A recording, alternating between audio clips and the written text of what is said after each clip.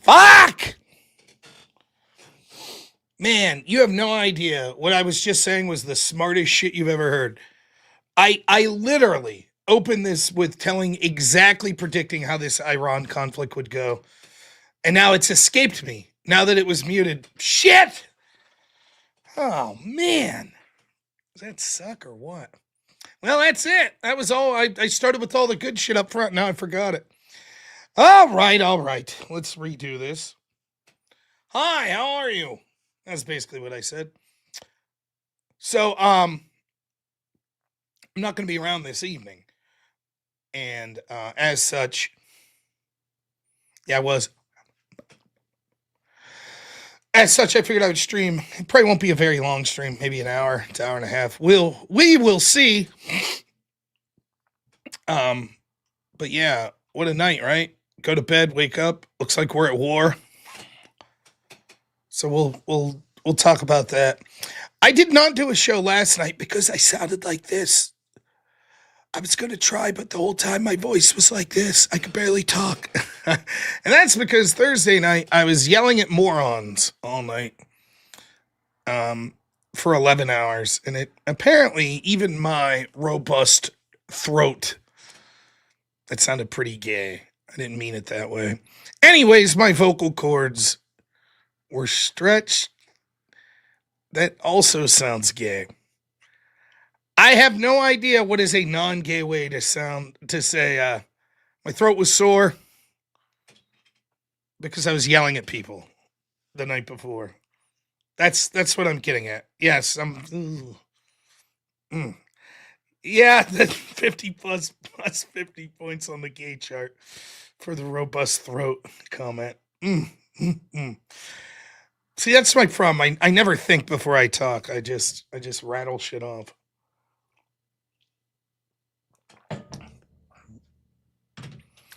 I threw my voice out, yeah. Gay stream to no gay stream. Now see, I can't be yelling. Probably want to yell about this war situation, but I can't. Gotta save the old voice. Things are going very good in my life. So figures a war would start. I just imagine it. Like, I live in rural Pennsylvania.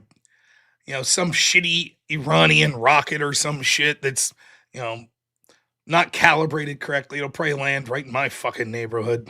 Ruin my week, I slept right through it. So I'll just tell you, last night then, obviously I didn't sleep much the night before. I think I got off streaming at 7 a.m. So we get my son to school at like 7:40, we leave, and I took maybe an hour and a half nap, and then I talked to some people about some stuff. So I was, on about an hour and a half of sleep, and I was going to come up and stream at 10 o'clock, and then I could barely talk, and I saw Andrew was doing a TikTok invasion. I was like, my audience will have something to watch. They go watch Andrew. I'm going to get to bed early. So I think I put a YouTube video on of this guy who I'm trying to interview, who's like, he just covers horror anthologies, is what I watch his videos. I think it's cool. So like Creep Show and Tales from the Crypt. I fell asleep. So, and then I woke up 9 o'clock today, and I started to check X, and I was like, oh boy, looks like some shit happened last night. Also, my niece spent the day over here, who's basically my son's best friend. Now, we went to Aldi's to get groceries, and my wife was going to make tacos. I prefer soft shell tacos. I don't know about you all. So, the other day we went grocery shopping, and have any of you shopped at Aldi's before?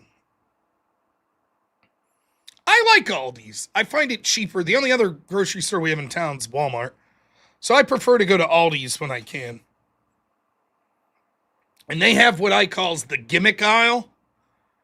And the gimmick aisle is like, it's like, produce, and then your canned goods, and then, they got the refrigerated section. And then for whatever reason, at least it's this Aldi's where I'm at, like right in the middle, there's an aisle that's just like, it'll have like airplane pillows and a big wok or, St. Patty's Day decorations, like weird shit.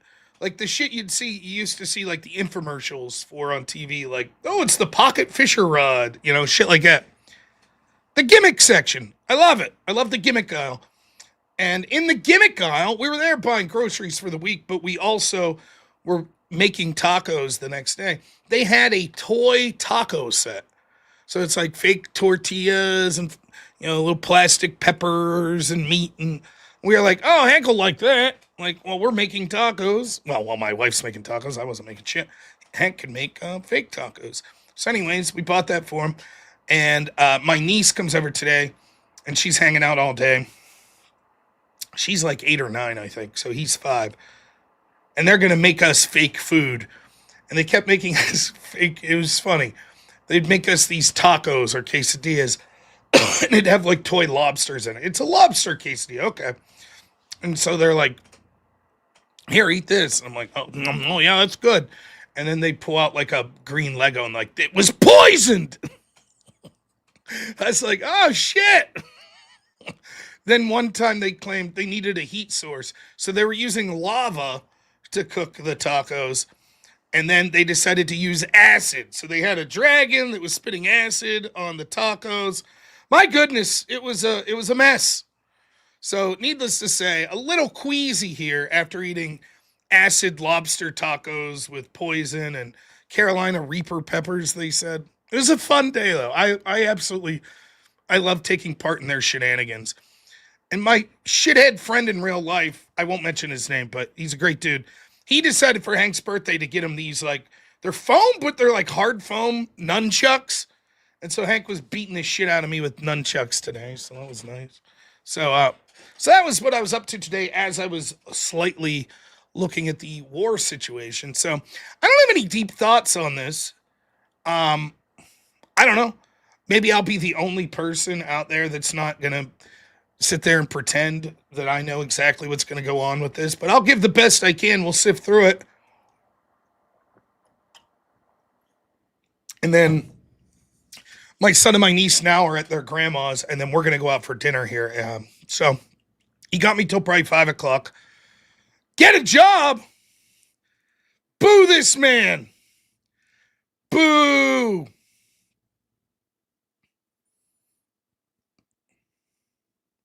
Get a job. Don't tell me. First off, let's say this. I am absolutely open to hearing any criticisms of this war. I have my own.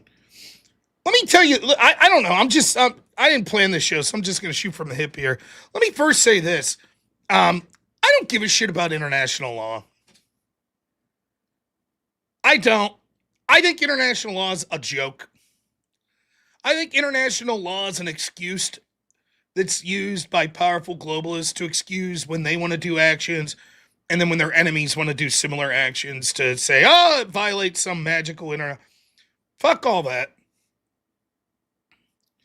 So I just don't care. I really don't. If you want to make a morality claim, or if you want to make a strategic claim internationally, I'm willing to hear that. But the international law portion of it, out the fucking window. I don't care. I just don't. It's so worthless. I'm tired of hearing it. Like,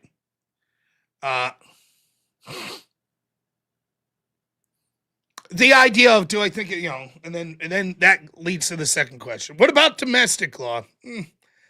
Almost as worthless. Now, I do care about domestic law, but here's what I say. Like, dude, every one of these fucking conflicts, as far as I go concerned, these long-lasting conflicts, since the days of George Bush Sr., none of them have been declared by Congress. And almost every one, I mean, sure, there's been little actions like one strike here or there that's different. But other than that, I think that the spirit, I don't know the legal letter of the law, but I think the spirit of the law should be that Congress should be getting involved. Thank you for all the money you're sending, Zorkmid, by the way. $20,000, incredibly generous. um, you know, so as far as I'm concerned, even the Venezuela strike, I wasn't too happy about that from the perspective of I would prefer Congress be involved in this stuff. Now, I also know that it wasn't our framers' intention that Congress would be the feckless, worthless people that they are. The framers really, for all the talk of like, oh my gosh, wouldn't the framers be appalled by some of these district court judges? Yeah. Wouldn't they be appalled by some of the actions of Congress? Yeah. Wouldn't they be appalled by how strong the executives? Yeah. Wouldn't they be appalled by like our immigration situation? Sure. But they'd also be appalled at us. Because actually, when you get right down to it, it's our fault. And I include myself, in fact, I include myself more than the average person. Because I know better. Because I'm a weirdo who looks at politics and streams. And I've not been effective of waking people up.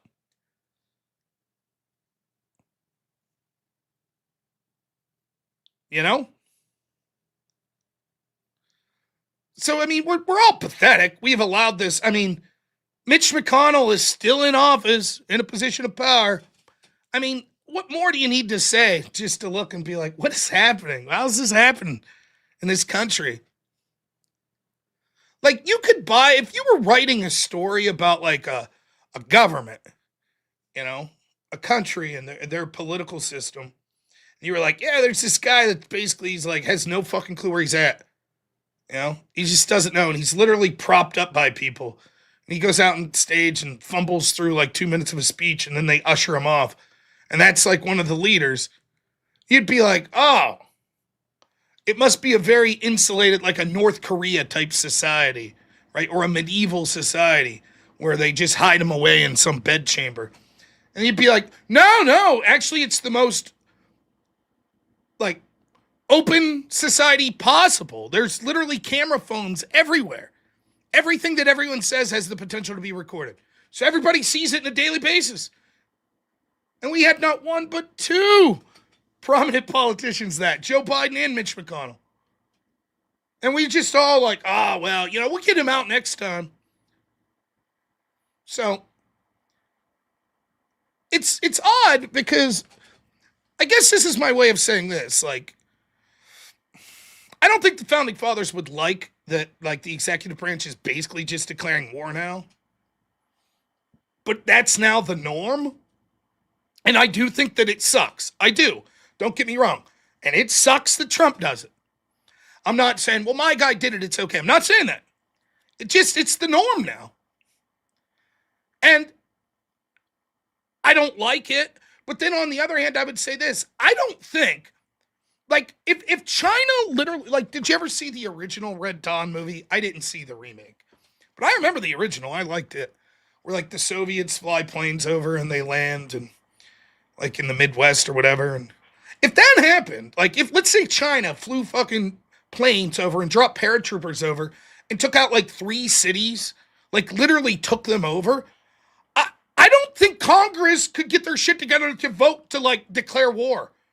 I don't think they could. They'd be like, well, we have to override a filibuster, and I don't know. It's, you know, we all had barbecues planned for Memorial Day. I don't know. Like, I mean, that's sort of a hyperbolic joke, but that's really where we're at. I mean, Congress does nothing.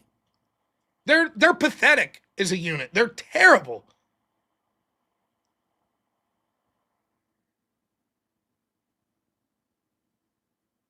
So, in that sense, it's like, well, would you want us to just be unprotected, or would you want an Obama or a Trump being like, no, we're gonna declare war, basically? So I don't know. But I think that what we're seeing is when you see a moment like this, when it comes to the legal perspective, just that argument of it, this is the logical end game to a bunch of little bullshit that we've allowed go. Like, Congress can't even do the most basic job of, like, passing a budget. Every year it's like an emergency at the end of the year. Oh my gosh, continuing resolution, omnibus bill, blah, blah, blah, blah. 1,000-page budgets that are being submitted that no one reads that they're voting on at the last minute We have all these shutdowns and shit like that. And like once that becomes the norm, then yeah, you're going to see other things like the president's just going to unilaterally be like, fuck it, we're just going to take out Maduro. Fuck it, we're going to war with Iran.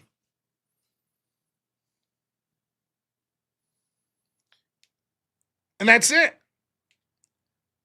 Biden, it was the same. They were bombing people. I remember when Biden bombed Syria because supposedly Iranians were in Syria attacking U.S. interests. So instead of bombing Iran, they bombed Syria, while at the same time he was sending Iran money. And you're just like, what the fuck is happening?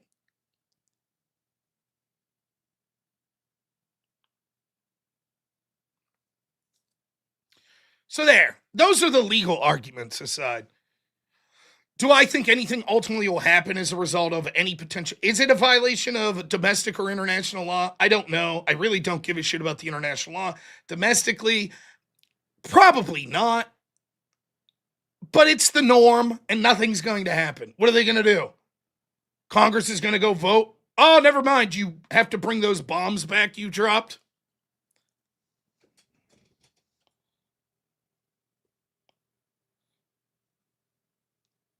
That's a good joke, Blick. I saw people saying this. Should have just gave Trump the peace prize. He's like, all right, then fuck it.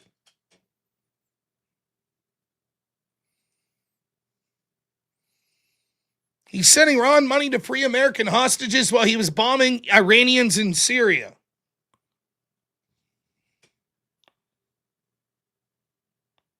Also, I'm not so sure that while the initial monies that they were sending was about freeing hostages, I think it was about trying to re-enter the Iranian deal.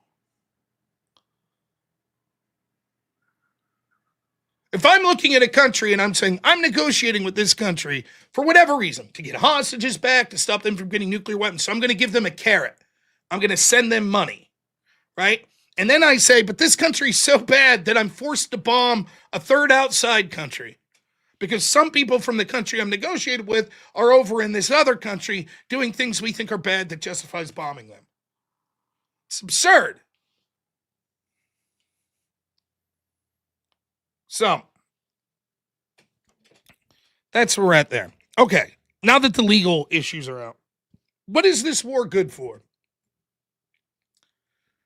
Well, I think, as always, you want to front load with the most important thing, right? So, I don't want to bury the lead. I'm not positive this will be the case. So, I just want to be upfront with that. But here's what I'm hoping that this war accomplishes. Right?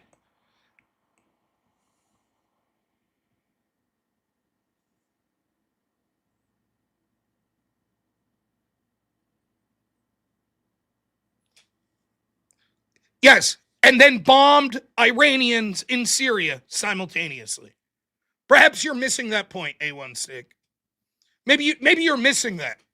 Oh, we owe you guys this money. Also, we're trying to kill you over here. But we owe you the money. Here's the money. Now we'll bomb a third country and say it's because we want to kill you. It'd be the equivalent of someone breaks into your home and they're shooting at your family and you pull out your gun and you're ready to defend yourself. And you're like, oh shit, Smitty, I owe you $50. Wait, before I shoot at you, let me go grab my wallet, man. I'd hate this to end, before I give you that 50 I owe you. Stupid. Anyways, back to what I was saying.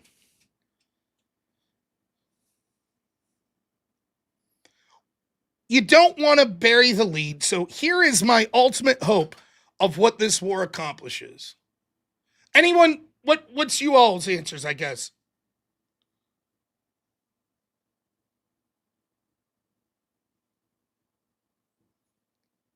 What would you all like to see this conflict, war, bomb dropping, whatever you want to call it, accomplish? I'll be interested to see before I give my answer. I don't know if people will have the same. What's the big thing you'd like to see accomplished?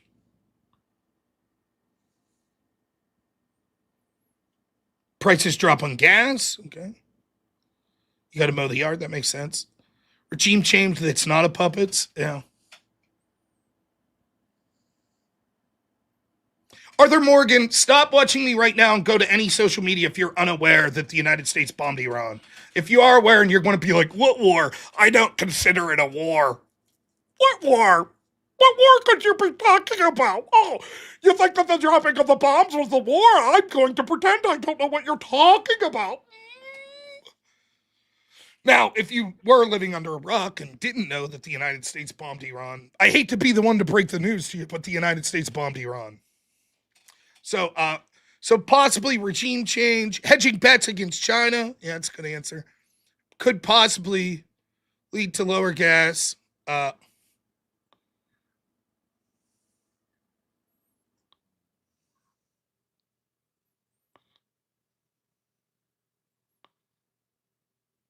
Still waiting.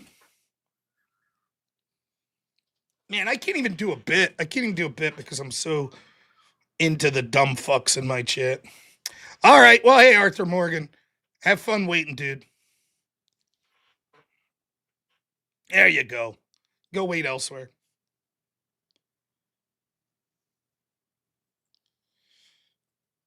Anyways, so those are all interesting things. For me, I think the most important thing. There, Casimir. There's a good answer. Once see bricks cry, too pessimistic to believe anything better. There you go. Truly a fucking pessimistic outlook. No, I'm actually optimistic. I think one good thing that could come from this is content, baby! Yeah! Clicks, views, super chats. Get those super chats in, everyone. Tune in to your local political streamer every night to see what their comments are.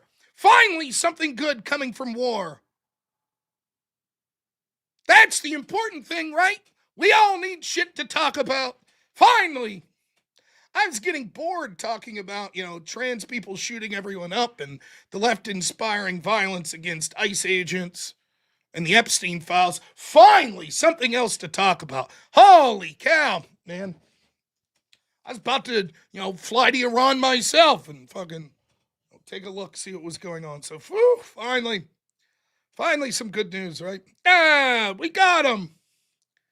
Khomeini's dead, supposedly.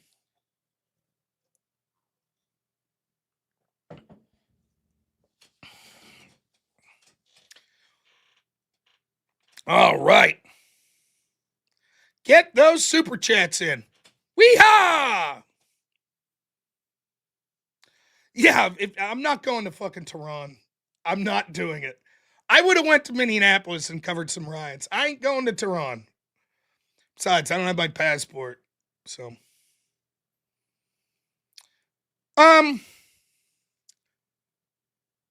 Supposedly Khomeini's dead. It's being reported by a lot. I can't believe it right now. I would say the chance of that's pretty high. Based on, look, let's start with this. So now that the joking's done, let's start with this. What do I think about this as someone who's been pretty much anti-war for a long time? I think it sucks. That's what I think. I think it fucking sucks. I didn't like the initial strike on Iran last year. I didn't particularly like what happened in Venezuela there with Maduro, and I don't like this. Now, I have to check myself and be honest for a second. I am not someone who believes that there's never a place for U.S. military action, including severe consequences, like fucking super severe. My preference would be that the United States uses diplomacy to a ridiculous end and incredible restraint. But if they do have to use military force, that it be overwhelming. Targeted specifically at the people that deserve to be targeted, and hopefully not civilians, but overwhelming. That's my feelings on this. I am 41, and one criticism you could make of me is I am so fucking down on our sort of military industrial complex, intel agencies, etc. All words that'll peg me as like an anti-Iraq war boomer. True. I'm fucking so over it. I do not believe that the people that are running the show give a shit about the people of Iran or gave a shit about the people of Venezuela, or give a shit about the people of Syria, or the people of Afghanistan, or the people of Libya, or the people of Ukraine. They do not give a fuck. Lindsey Graham doesn't give a shit about those people. The people running the CIA do not give a shit about those people on the ground. I think there is an argument to be made for United States interventionism. But I want the argument would have to come from a place of the people that are responsible for the interventions are competent and benevolent. My idea of what government should be, if we are going to have a government, which is inevitable in my opinion, Casimir may disagree, but they should look out for the citizens of their own countries first and foremost. However, should not intentionally cause harm to other countries. So I don't want like U.S. empire just like, fuck it. This country has something, look at that. They got fucking bauxite mines there. Fuck it, we're taking them. That's not really what I'm about. But if another country's going to fuck with us and it's detrimental, could I see it open to being like, I'm not some pacifist hippie? Sure, I could see the United States attacking. Okay. But I'm not very persuaded by but the people on the ground of these countries welcome. They're so happy that the United States came in. I don't give a shit. I'm sorry. I mean, I do to an extent, but not much, not comparatively. I mean, I'm sure people on the ground in dozens of countries would be happy if the United States went in and deposed their leaders. That doesn't mean that's what I want to happen.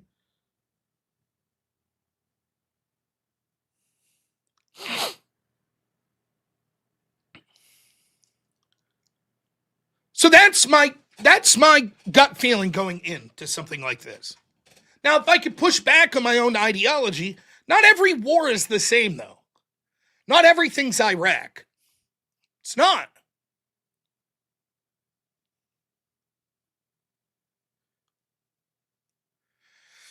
I'm in a unique, I don't want to say unique, that's not the right word. Here is my position where I'm at. I'm not someone that says the United States can do whatever the fuck they want. U.S. empire, go baby, go. If we think that we can kick the shit out of a country, fine, fuck it. And what's the reason? Because we feel like it. We'll invade your shit. We don't care. That's not what I want. If you have that mentality, then today you're like, I don't give a shit. Fuck it. Yeah, we took out Khomeini. Great. We shouldn't even install leader. The United States should just be like, bam, Iran, 51st state. Fuck you. It's a colony now, motherfucker. I suppose you could have that mentality. I don't think many people do, but you could be extreme on that side. Or you could be extreme on the other side, which is like, no, never a case for where the United States could invade or bomb another country and take out their lead. Ever. Even if they attack us. I'm certainly not that. So I'm somewhere in between. There's going to be a threshold. And the problem is, if you're not completely extreme on one side or the other, well, then you're going to have a real difficult time of articulating exactly where is the threshold that says this is when I think this action could be acceptable or that I'm going to root for it. But we all agree with that. Most of you would agree with that, right? There is a situation where you can see and be like, yeah, sure, I would be okay with the United States taking out a world leader. And there are situations where you'd be like, no. I would say that 99% of us are in that boat. And so it's the next part that makes this really hard. I don't trust anything. Even right down to the specific details, I don't trust. I've been hearing for a week now, did you know Iran killed like 60,000 protesters? Did they? Is that true? Why would I believe that? If the United States and Western allies wanted to attack Iran, isn't that the exact type of shit that they would tell us? Remember incubator babies with the first Iraq conflict? I don't know. Conversely, the amount of shit, just like I said with Ukraine, the amount of shit that you're going to see, especially in these initial days, that's just going to be abject propaganda that within like hours, people are going to be like, you're going to see fucking pictures of Sam Hyde in airplanes calling him the ghost of Tehran, fucking shooting down fucking missiles and shit. That's what you're going to see. People are going to be putting that out there like it's fucking real. So, for example, the big story I saw today that anti-war people were putting out was like, oh, the U.S. bombed this like girls' school and killed like 50 girls. And then I was seeing people saying, no, what happened was a missile of Iran's went haywire and hit it. What's true? I don't know. Now I'll guarantee within 48 hours, we'll say, within a week, I'll be debating someone that's going to bring that story up. Oh, Trump bombed this girls' school and killed 50 girls. Is it true? I have no clue.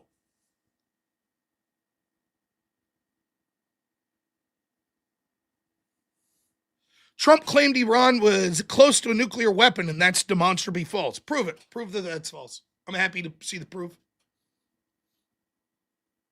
Excellent. That's a great place to start. Promise I'll get to super chats here in a minute. Yep. So here's things that's been alleged of Iran. They tried to assassinate Trump. They were behind some of the assassination attempts. That's been claimed. They're close to getting a nuclear weapon. That's been claimed.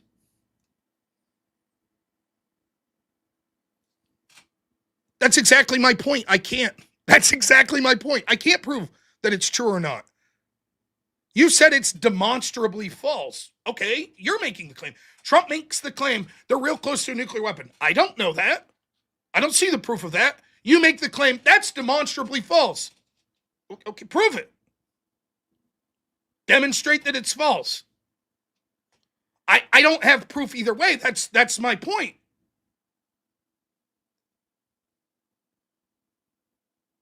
So, and I'm not even being some asshole. It's like, how can we ever really know anything? Maybe we're all in a matrix, like that lady I was talking to the other night. That's not what I'm doing. I'm saying, like, I just don't fucking know. Did Iran, were they behind trying to assassinate Trump? Maybe. Maybe not. So let's take those two claims, right? Let's just ask this hypothetically.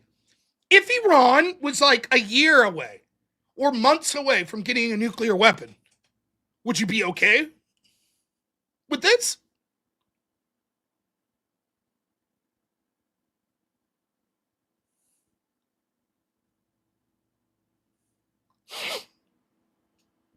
I don't know. What do you all think? It's a difficult question.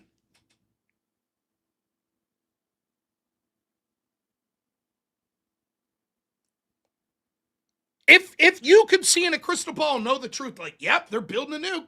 They're like a year out. Would you have been okay in that world?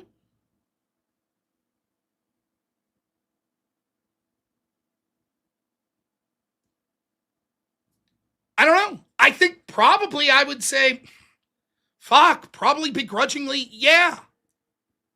Okay, what if they literally were putting assassination teams out to take out Trump? If that was true, if you could see in a crystal ball and that was true, would you support bombing to take out the regime? If they're trying to kill our president?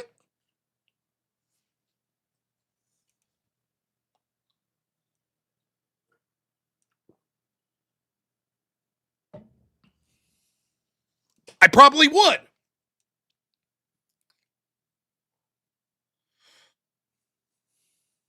What if it's that they're just generally doing state-sponsored terrorism?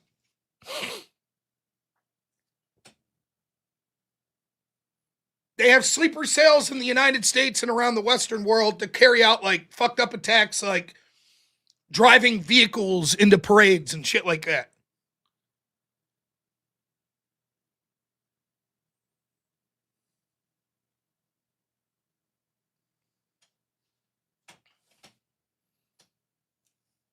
I don't know. That's more difficult. Maybe. I guess it would depend on the particulars. How about if they did kill 60,000 protesters? Would that be reason enough? Here's what I could do for you, XB. I can admit that you're a fucking loser. That's what I can admit. Right? Now, what I'm trying to do is give the case. I start off saying, I don't really like this, right? And then I'm like, well, let's look at this from all the places. And some dogmatic fuckhead, no-name piece of shit like yourself is incapable of seeing what I'm doing. You're demanding that I give some answer instead of going through the evidence the best I see it. And that's because you're a piece of shit that no one's interested in hearing from. You're a worthless sack of shit dogmatic fuckface that no one cares about. Now, I was more than happy to humor you, but as you continue to fucking go on and on with this, you made claims that were bullshit that you couldn't back up, demonstrably false that they were trying to get a nuclear weapon. Cool, can you show me the proof? Well, no, I can't, but Trump can't show his proof. If you're incapable of understanding nuance and someone trying to talk through this at the same time, may I suggest that you find another channel? Or, even better, start your own channel. I'm sure you'll be just as persuasive as every other fuckface nonsense or bullshit spewing troll that's just like, it's just wrong, the war's just wrong, it's just wrong, and I know it's wrong. Start your own channel and be the big man. Go fuck yourself.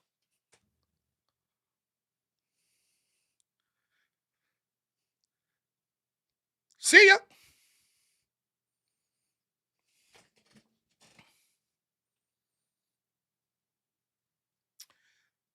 So, would it be justification to go in there? They killed 60,000 people?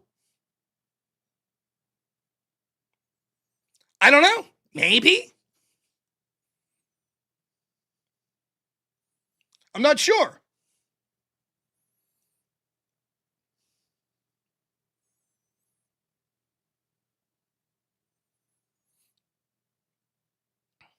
Was it reason enough? How about this? Let's get down to even more minimal. Would it be worth it to go in just because they're brutally oppressive? Even if they didn't kill 60,000 people, they're brutally oppressive to their country. Would that be reason enough to go in? I don't think so.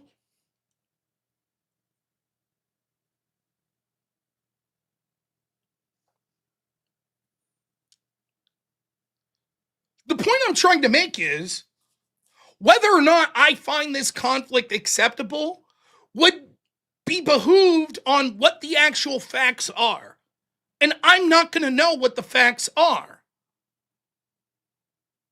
If I could see that they were still really trying to get a nuclear weapon and were advancing towards those capabilities, then I'd probably say, fuck. If we tried to negotiate with them, we're like, look, stop that, stop it, and they kept doing, I'd probably say, okay, then I'm fine with strikes that are specifically targeted to try to take out the leadership of Iran. If I could see that they were actually behind attempted assassinations of Trump or other U.S. political figures, even figures I don't like Biden or Hillary, then yeah, probably I would say, yep, I'm okay taking out their leadership.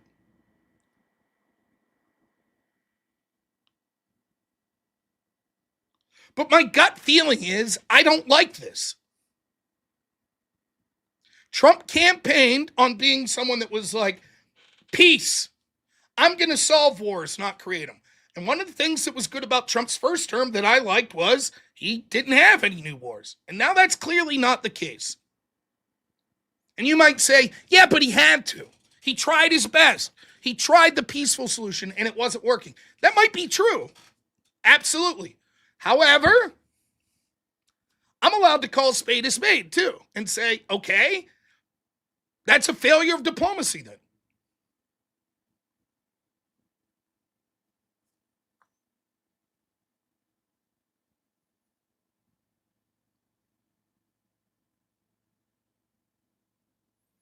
He may have spoke about Iran. So, did he say, I promise to go to war with Iran, infected mushroom? Can you show me that clip? I'm happy to see it. Trump campaign saying, I promise to go to war with Iran. Happy to see it. I'll eat crow right now. I missed it. I would have criticized that while he was running. I didn't see him say, one of my campaign promises, I promise to bomb Iran and have regime change. All right, infected mushroom's going to find it. I thought what he said was, we're going to stop wars. We're going to negotiate. There are places like Iran where they're doing bad shit. We're going to make sure they don't get a bomb.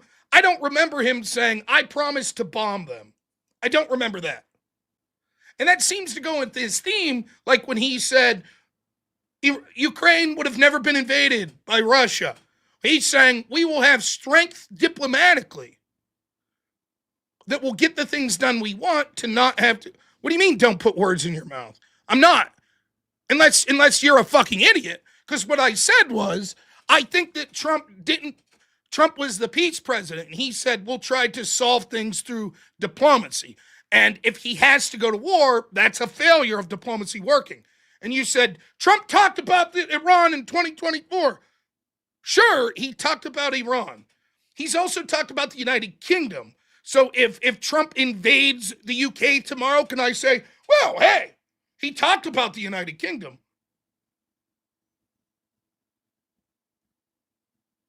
Sure, he said Iran can't get nukes. Exactly. Right, yes. I totally understand. Let me break it down slowly for you people again, okay? Trump said he would be able to use diplomacy to achieve these goals. He bragged about being a president of peace. And so if he has to use the military to achieve these goals, that means the diplomatic efforts failed. Got it? We clear that up?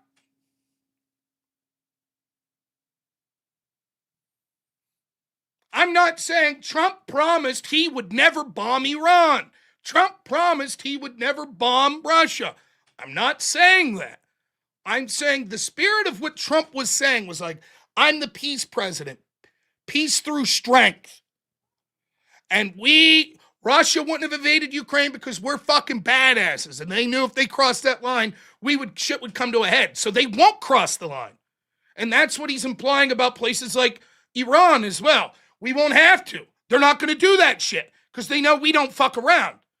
Like when we took out Khomeini.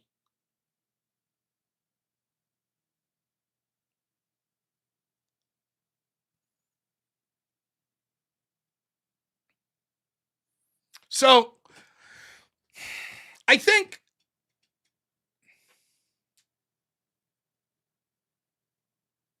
who sent this? It's amazing to see people I respect in my audience. Here's my audience today, I guess.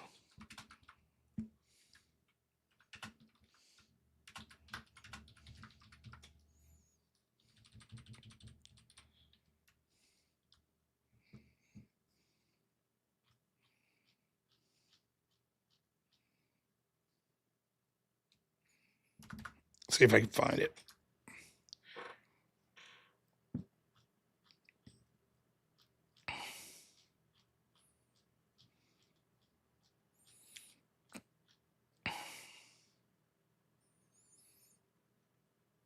Is it under gifts? Here.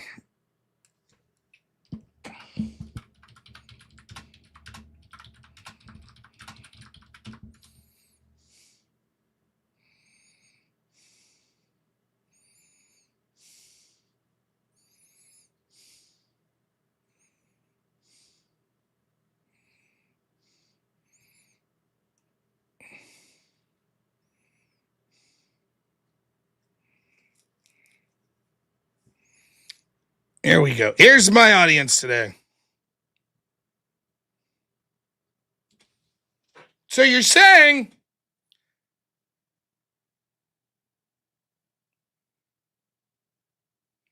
there it is. That's the audience today.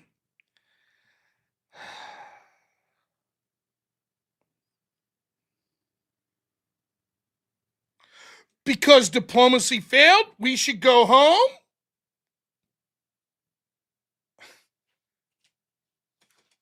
Oh my fucking God.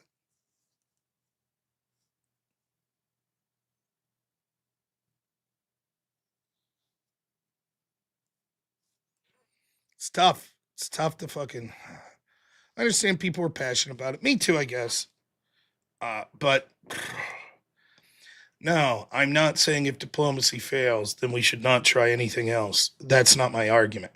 I'm saying that at first, it's okay to say that this was sort of a failure of things that we were being hopeful of Trump. We hoped that these sort of things would be able to be solved without military intervention. One of the things that people like me were proud to vote for Trump for all three times was it seemed he was less inclined to intentionally start regime change wars.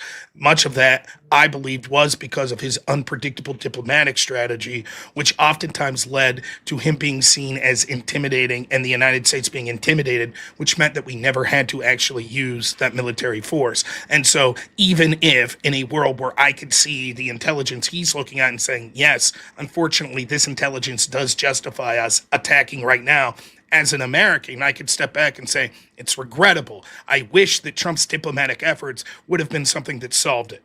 Does that help clear it up? We got it? Everybody got it there?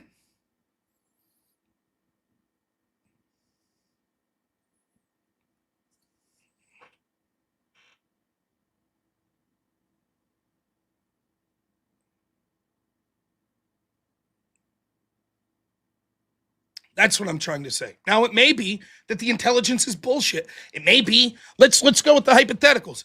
Maybe this is all fucking bullshit. Maybe this is just fucking Israel. Maybe it's just them. Maybe they're feeding Trump bullshit intelligence. Maybe Iran's not even working on a nuclear weapon. They had nothing to do with sponsoring terrorism. In fact, maybe they've been pulling back. Maybe they're slightly intimidated by what they see with what happened in Gaza with Israel and what they see with Trump's foreign policy. And so they're like, whoa, and they're pulling back. And Israel's like, that's all right, go forward, fuck them up. Now's the chance. They're on the retreat. And it's all fucking bullshit. And it's all just bullshit regime change war. Maybe it's other corporate interests. Maybe it's fucking Halliburton. Maybe it's BlackRock. Maybe it's Lindsey Graham. And they're feeding all this lies to Trump and he's buying it. And it's not being done on behalf of the Iranian people or being done on behalf of the American people, but it's on military industrial complex, Israeli interest, European interest, whatever. Maybe that's why it's being done. Fuck that if that's why it's being done. Fuck it if the intelligence is all a lie and that's why they're doing. Fuck these people, right? Maybe they planted all these stories about fucking protesters being killed and shit, and it's all just more bullshit to justify another interventionist war. Yeah, that fucking sucks. Yep, totally against it. Fuck Trump, that stupid motherfucker, for lying us into another war, if that's the case. Got it? I know it's hard. I know it's hard for the audience. I know everyone wants to be like, no, Rob, what you have to do is you have to come on and say, I know all the facts, and this is why this is what he did is 100% good or 100% bad. And I wish I could do that, but I'm just a dumb redneck. That's it. So what I'm trying to do is set the stage and saying, here's how I'm thinking of this. I say, first off, can I envision a world where these sorts of strikes would be legitimate? Yep. Can I envision a world where they would be illegitimate? Yes. Okay, now what are the facts that I know? What's very difficult. Okay, so then let's look at a recent history of the people that are involved with this story. Let's look at our intelligence and what it said about Libya and what it said about Afghanistan and what it said about Syria and what it said about Iraq, and what it said about Ukraine. See what I'm trying to do? I'm trying to come up to what is the most likely scenario of what's going on here. But as I go through, part of it's because I'm an idiot and I respond to everyone in the audience. As I go through, the people that are pissed on both sides. No, get to the punchline, Rob. Get to the punchline. It's either a horrible war crime, terrible thing that should result in Trump being impeached because he sold everyone out for Israel, or it's the most base thing ever. Fuck Khomeini. He was a monster that was going to try to kill us all. Fuck him. We're happy he's gone. It's about respect, yeah. What I'm trying to do is, like, I'm trying to think through it myself.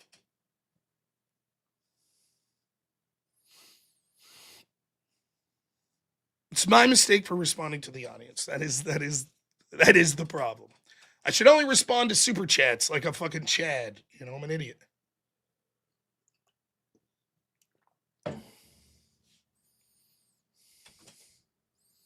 Yeah, now this is the type of shit infected mushroom that I'm suggesting. It's like if some of these things are true, it's like, yeah, I mean, again, let's take it out a little further.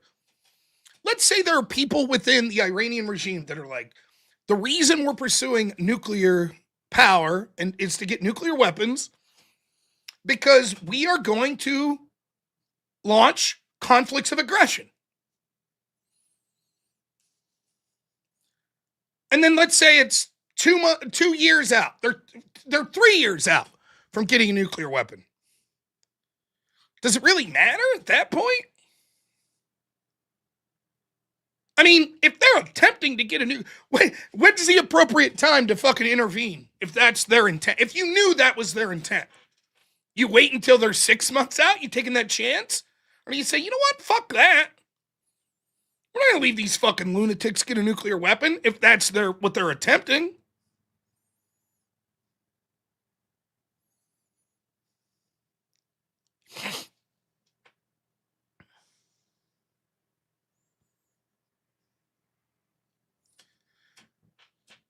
I think my gut feeling tells me that I've had a healthy distrust of the people that have been pushing for these sorts of conflicts for a long time. That's what my gut feeling tells me. And so I don't particularly like this. But I'm open to having my mind changed. But I wasn't happy to wake up and see that this happened, if I'm totally honest. That's where I'm coming from. I'm not willing to say, this is proof, Trump's just Netanyahu's water boy. I'm not saying that. But I'm looking at this and I'm like, I don't like this. And I could be wrong. And I don't feel 100% conviction behind this. I do feel 100% conviction that I'm disappointed, but that doesn't mean that it was the wrong thing to do. I'm just disappointed that it came to this. And I'm disappointed even with the Venezuelan strike. I'm a fucking pussy. I don't kill spiders in my room. I don't like people dying in war, especially if it's our country that's involved.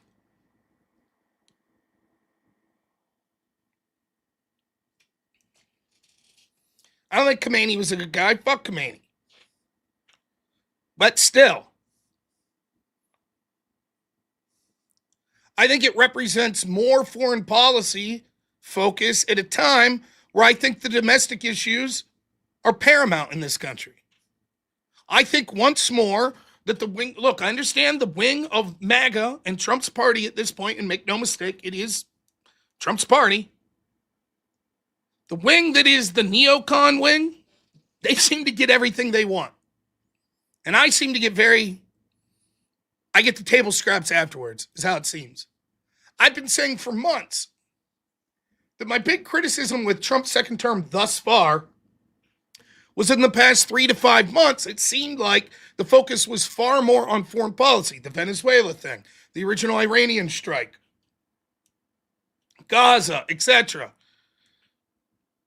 And I would like to see more focus back home. Not that you can't walk and chew gum. I get that. To the other side of the ledger, I didn't particularly like what happened in Venezuela there. And yet, how's that played out so far?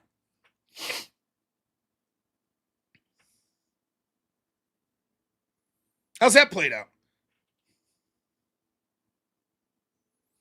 I mean, that even if you did not like the United States going in there, I don't know how anyone could argue it wasn't one of the most successful, smooth operation that the military's taken in the past 10 to 20 years. I mean, my goodness, they went in and successfully captured a world leader with, as far as I know, no U.S. casualties. I mean, that's it. And my fear initially was like, oh, it's going to be this back and forth, and we're going to end up with boots on the ground, and, the United States will win, don't get me wrong, but it's going to be bloody. And it wasn't that.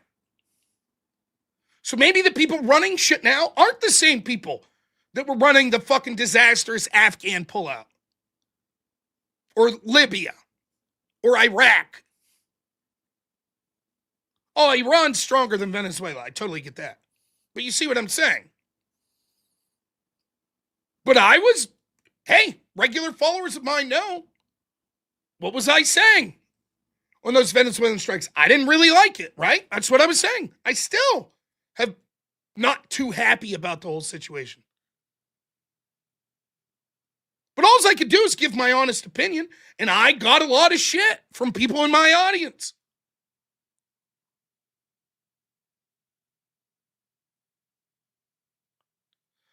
I guess by casualty I meant death.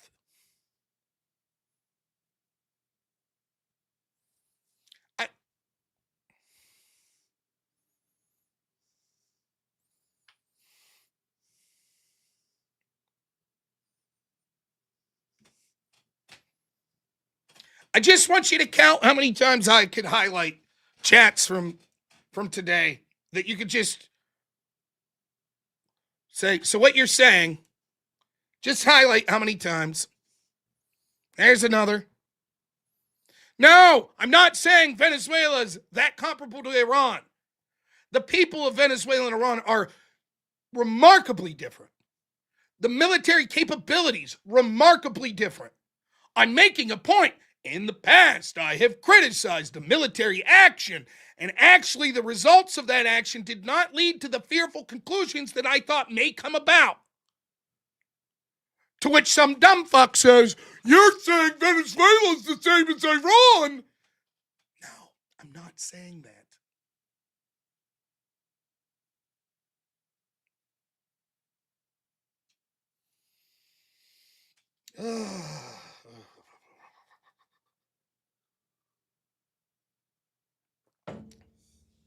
So, but I'm liking that I'm pissing off both sides here, I think. The side that's like, this is all an Israeli op. They're mad at me, apparently. The side that's like, no, the United States needs to intervene. They're mad, Good, I guess. What can I say to make you all like me? Isn't that how most streamers do it? What can I say to just, maximize super chats and shit like that? How do I get my fucking X account to take off? Just post slop. What do you notice about the vague post,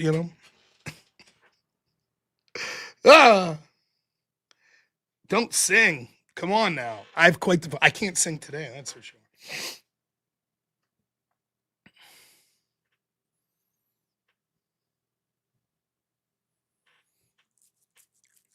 So we find ourselves I don't, what I'm trying to say is I don't like it. That's my gut feeling. I'm open to have my mind changed. There are certain things that if the intel was correct, if they are actively advancing to getting a nuclear weapon to use it for hostile purposes, then I guess I'm okay with the intervention. If they are plotting attempts to take Donald Trump's life, then I'm okay. If that stuff's true. But I have no reason to believe that it's true. I'm well aware that there's going to be copious amounts of propaganda bullshit from all sides coming out about this. Any individual thing on the ground in real time, no matter how nuanced or how specific, this girl's school was hit by a missile. Both sides are going to blame the other simultaneously. Both sides are going to put out propaganda that's going to be like, Iran was weeks away from a nuclear weapon. They tried to assassinate Trump, blah, blah, blah. And the Iranian, pro-Iranian side is going to be like, outrageous. We're not doing this. This is Israeli bullshit. They're making this shit up. So it's left to some fucking moron like me who's been outside of my country exactly once in the literal geographical closest location to get out of my country for me. I went to Niagara Falls, all of 5 miles into Canada, one time when I was 19. I don't know. I try my best. I don't shirk away from it. I try to look and come to the best conclusion that I can.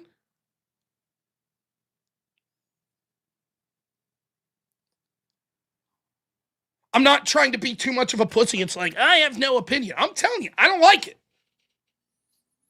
That's my opinion. I think it's a fucking mistake right now, based on what I know. But I'm open to seeing something to change my mind. Now, let's talk about what we're likely to see as a result of this and where I think it might go. But first, Super Chats, baby! Let's do it! After all, that's the real war is the Super Chats we made along the way, right? Intel Wild, $5 says, bombs away, Rob. Thank you. And then another 5 from Intel Wild says, when my throat's sore, I just say I had a big, fat, juicy hot dog. Labo Bear. Hey, well-off watchers, empty your pockets. Come on, I got to get money from my husband. I'm still generous. Support the grip, please and thanks. $5, thank you. Forehead Gaming, thanks so much, $2. Nice head. Says, woke right is crying for the supreme leader. Tiffany K, $10 says, as a mom, I guess my only opinion is I don't want my 21-year-old drafted into a needless war, yeah? On a positive note, banana bread with chocolate chips and walnuts in the oven. See, my wife doesn't like walnuts or anything like that, so when she makes banana bread, it's always without. And I think that walnuts and banana bread give it the exact texture, the crunch that you need. Look at this legend. Jets Gerald, what a Chad, 50. Donated memberships. Thank you so much, my friend, as always. Tiffany K again, $10 says, forgive my ignorance here if this is a crazy take. We have all of these people in the country that we have no clue about. What if this causes another 9/11? That's where my head goes. Me too. Don't worry, we'll get there in a second. Temperamental Chaos, thank you for the $2. Ken Dog 5 says, I agree with Crowder, but no nation in history is enriched to 60% without building a weapon. Civilian power generation, 5%. Medical isotopes, 20%. I mean, it's persuasive. Tiffany, $10 says, I don't understand the attacks on Rob from these people. He's always been honest about his positions with the war. People need to get a life. I think most of them are just... People get passionate about this shit, and I get it. I do. Gooberang, $10 says, I don't trust any propaganda from either side. I understand sometimes war is necessary, but that doesn't mean I can't still be pissed about it. Us peons never really know the real reasons till 50 years later. Exactly. Trex, $5 says, Rob, what's the difference between Bush 1 and Trump? Both took out South American leaders and both started wars in the Middle East. I think there's a lot different on other specific policies. I think the time that Trump comes out, is vastly different than what the world looked like under Bush 1. And Bush 1 let the world get to where we're at now, particularly on cultural and domestic issues. Trump's, at least, I've said this over and over again, the strongest thing about Trump is just the culture that it's inspired in moving the Overton window against so much of the progressive globalist attacks, right? The situation that he had in Venezuela was remarkably faster and more successful than anything H.W. Bush did. His first term, which Trump's first term didn't have any of that anyways. So we'll have to see the results of this. Trump took a border that was allowing tens of millions of people in and secured it almost overnight. I can't think of anything that H.W. Bush that was anywhere close to that success. So I think there's a lot of difference. Just because you could point out two things that seem somewhat superficially similar doesn't mean that they're the same. Bobby C, $2 says, so what you're really saying is, yes, that's right. What is it? GG, $2 says, I'm hearing reports this war is about respect. It's a little thing called respect. So it's about respect. Kamadi was in his second floor attic, when they took him out. Jess White, thank you. How you doing? Good to hear from you. Thanks for being a member. Effective Mushroom, $10 says, here, my oil and defense stocks are going to jump up Monday. Yeah, that's what it's all about. The Cynic, $10 says, I share your sentiment. I'm still processing everything as well. Thank you. FDNY, $5 says, I agree. I want America first domestic policy, but Iran is responsible for thousands of Americans' death directly and indirectly, and a nuclear Iran would equal dirty bombs. Less than Sell, $10 says, I half agree with you, Rob. I do think that what he's doing with both Venezuela and Iran is good to foster possible better relations in the region at a later date. However, I wish he did it as an equal good in the United States. Thanks so much. And then Shazzy Bear, member 7 months, says, good evening, Rob. Thank you. Good evening. So what can we expect going forward? Well, let's talk about the potential good. Both with to get to that last point there. Yeah, I mean, one potential good is that this is isolating China. I think that's sort of one of the big geopolitical foreign policy strategies that Trump's trying to implement. And I think that by going after places that would have been favorable to China, like Iran and Venezuela, that is an attempt to isolate them. This could lead to the people of the United States benefited from resources that are in these countries if we end up with regimes in Venezuela and Iran that are more pro-Western values. It could absolutely mean a good thing for the people of these countries, which I have to be honest with you, comes as a lower priority to me as far as whether or not the intervention was justified. Like, I'm not the type of person, it's difficult to say. I wish no ill to the people of Venezuela or to the people of Iran, or for that matter, any other country in the world. For real, I don't. But when it comes to my government that I'm forced to pay taxes to, whose obligation should be to me and my fellow citizens, I don't think, well, because these people really don't like their leader is a fucking justification for us going to war or bombing.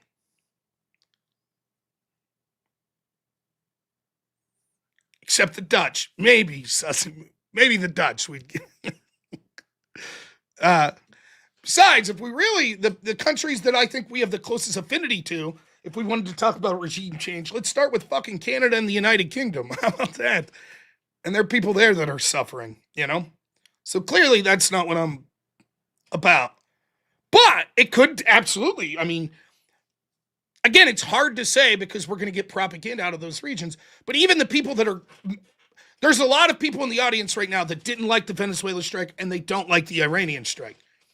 And I'm sort of leaning on your side. So, but can you admit, even those that didn't like those strikes, it could end up better and better representation and leadership in those countries for those people in those countries. It could. Now, it could end up worse, but it could end up better. So if you're talking about possible positives, better leadership for the Iranian and Venezuelan peoples, a potential.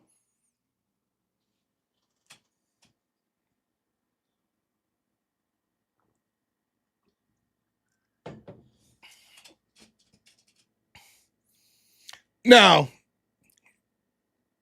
I did not vote for Bill Clinton.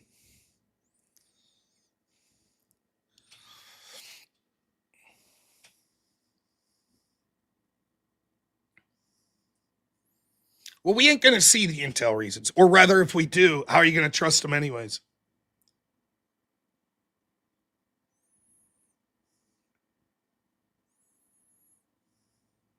Right? It's like the Epstein files. It's like, okay, here's a bunch of shit. And people are like, whatever conclusion I had at the beginning, I still have now. It'd be the same with the intel.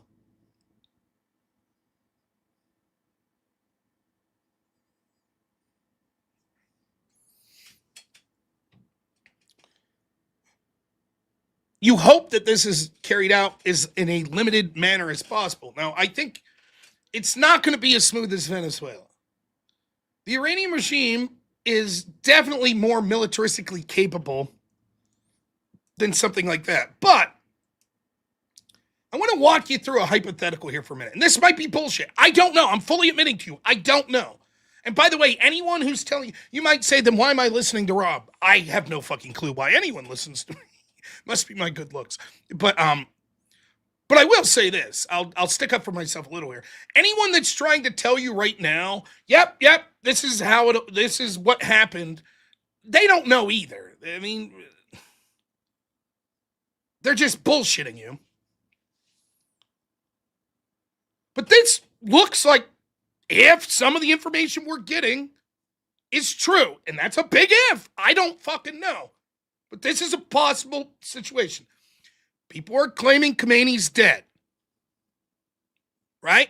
Not only that, Jay and the rest of you can tell me if you think this is wrong. I've also read reports, and it might be bullshit, that there were other significant people in leadership that also were killed in these strikes.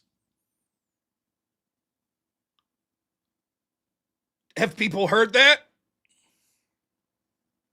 So it's not just Khomeini, but it's like A lot of people in high levels in the Iranian government.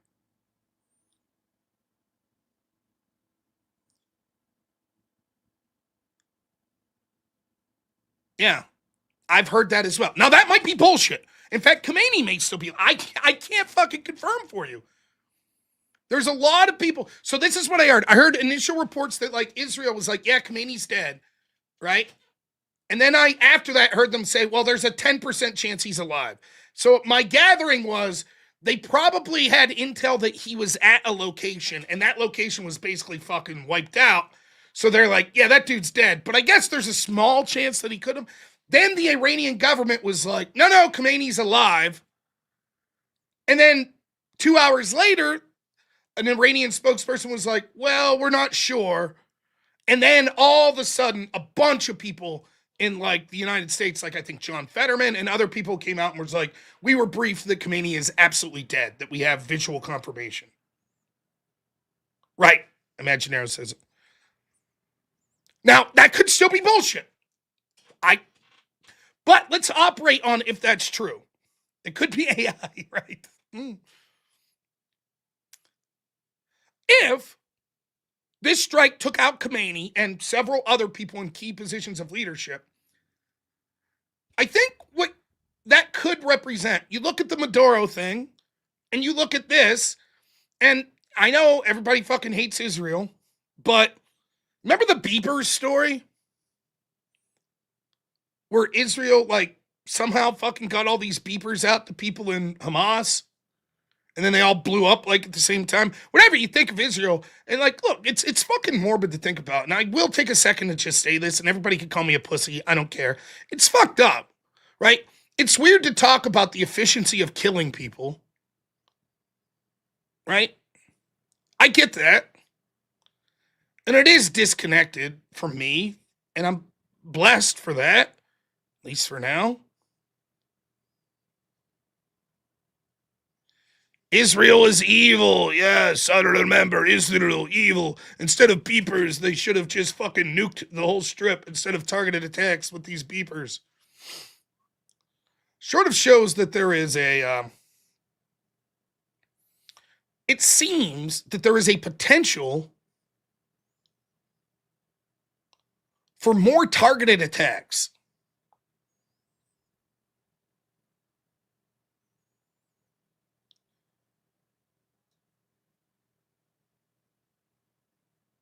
You know what I'm saying?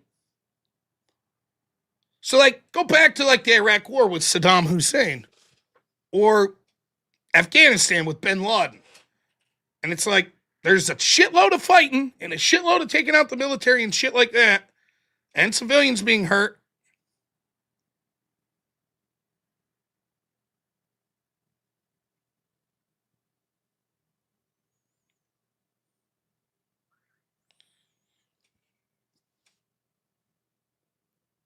It's that's markedly different. Like, we could go specifically after these leaders. And what's that look like?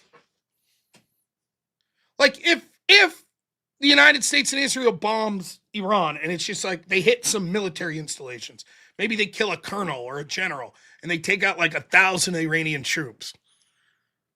But Khomeini's fine and the leadership's fine.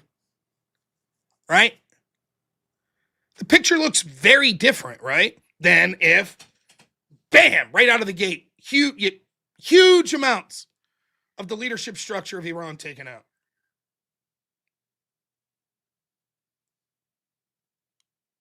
Right? It looks vastly different. So there is a chance, and I'm just being optimistic here for a second, then I'm going to give the negatives. So don't fucking jump on me. Right? What if there is a lot of anger at the regime there in Iran from the people there? And what if the United States and other organizations and countries have been sort of cultivating dissent amongst other people in the government that maybe didn't like Khomeini? And then Khomeini's taken out and people in command structure. Now, there's no doubt going to be two groups that would still remain. One, it's going to be people that are loyal to Khomeini. They're still going to be there. You didn't get them all. That's certainly true. Second, there will be people, and I understand this, they're going to be like, I don't give a fuck if I like Khomeini. I ain't going to leave this motherfucking other country come in and take out my leader. Because that's how I would feel. If China would have assassinated Joe Biden, I didn't like Joe Biden. You'd have saw me walking around with fucking Joe Biden shirts and stickers on the back of my car like, fuck you. You don't take out our leader, even if he's a human vegetable, you know?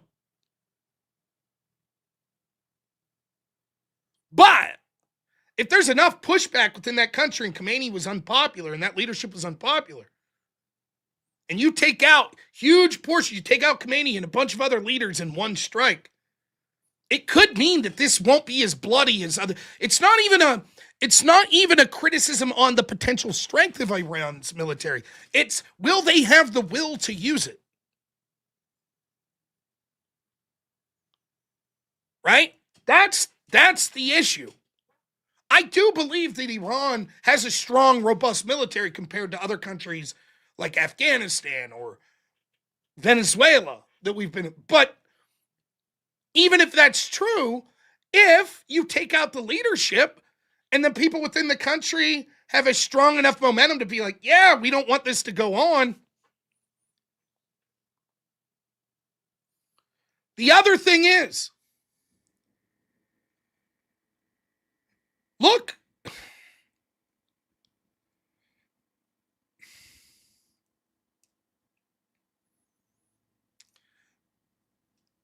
even if you don't like these attacks, if it goes smoothly, and we don't know yet, we don't know what the end result of this will be. We don't. But Venezuela thus far looked like it was pretty fucking smooth. If this one goes smoothly, and now we're talking about two countries where the leadership, just like that, done. What do you think the rest of America's enemies would be thinking about? Now, I want to be clear here. These are not completely analogous. So don't hit me with this. Right? Let me tell a little story to tell you where I'm coming from. I am 41. So I remember my friend, his name was Justin. And I don't know how he did this, but he had VHSs of fucking the original UFC 1 when it was the Wild West of mixed martial arts. It'd be crazy. You'd just have some dudes like, my name's Barry Smith, I'm a bouncer. I'm gonna fuck these motherfuckers up. And then you'd have some dudes like, I'm in karate. And it was crazy. These fights were insane. There weren't weight classes. I remember they said, I think it was at UFC 1 famously, the one dude got his fucking tooth knocked out and it flew in the audience right next to some, person that was in the fight commission or some shit. It's crazy. But back then, right, before MMA was sort of mainstream, I remember, as a kid, there was what's the coolest martial art? What's the best one? Bruce Lee would fuck everyone in the world out, Kung Fu or, these Chinese masters that are just unbeatable. You didn't know because they never fought. So it was all mythology. It was oh. Now with MMA, you're as big as it is now, you're yeah, we sort of have our answers. We know what makes a badass because we're mixing all of it and we can see the parts of each martial art, I wrestled, I wasn't good or anything, but I wrestled, right? And if you told me, wrestling's one of the best, combat sports, for making an all-around fighter, I'd have been you're nuts, man. Bruce Lee or someone would spin kick some wrestler in the fucking head, that'd be that. Turns out, wrestling pretty damn good, or, when Gracie was kicking ass with jiu-jitsu and stuff, and everyone's oh shit, you gotta learn a ground game, But the point I'm trying to make, boxing, fucking, the point I'm trying to make is you didn't know. It was just all this mythology it was built up. That, to me, was analogous to, the United States and Russia or the Soviet Union. In this case, Russia, obviously no longer the Soviet Union. But it was man, they have these badass militaries. You got Delta Force or you got, the Spetsnaz or the GRU with fucking Russia. And these guys are fucking crazy. They're like Rambo. You drop them in, you dig a dozen of them and take over fucking a whole city, in a hostile country. That's the impression that I had as a fucking rube, And I'm sure there's some truth to that, by the way. I'm not trying to disparage any special force in the United States or elsewhere. I'm sure these people are badasses that could end my life like that. But you see what I'm saying? So when Russia invaded Ukraine, now I understand it's different because the Ukraine had all this backing from the West, United States and other places. And you're like, I thought for sure, like, Russia's going to kind of stomp a hole. That's what I thought. You heard these stories. I remember the memes. Like, you know, the memes where it would be like, you always see him with like Mr. Incredible, where he's like color, his face is in color and he's smiling, and then it's black and white and he's like sort of frowning. And it's like you're a hostage and you hear that Delta Force is coming to save you and he's smiling. And then it's like, then you hear that like Russia's special forces and they're frowning because famously like Russia's special forces would just kill the fucking hostages. At least that was the meme, you know? So I'm sort of shocked, I have to be honest, as someone who can't claim to understand military strategy or anything that much, to see how much of a fight Ukraine was able to put up, even though I understand without Western backing they wouldn't have been able to. But I think before that, and even now, but maybe it's been hampered a little, I think a lot of fuck, I'm going to use another reference here that maybe people really shit on me for. It's like The Undertaker, like when he used to wrestle, and they would always, I understand. I'm not going to ruin it for some of you. Maybe the matches are predetermined, the winner. But one of the things the announcers always say is like, half the battle fighting the Undertaker is like his aura. Like just, you know. I think there was some of that that's true about like militaries like the United States and militaries like Russia, where it's like just the aura of them, of sort of like, well, you know what they're capable of if shit kicks off, right? And I think maybe some of that's diminished with Russia, with Ukraine. And I think maybe some of that was diminished with the United States with the disastrous Afghan pullout. But if I'm Kim Jong-un, and I'm looking at this, and I'm like, didn't go so hot for Maduro there. They got his ass. Now they're going to be fucking show trialing him. Didn't go so well for Khomeini and company.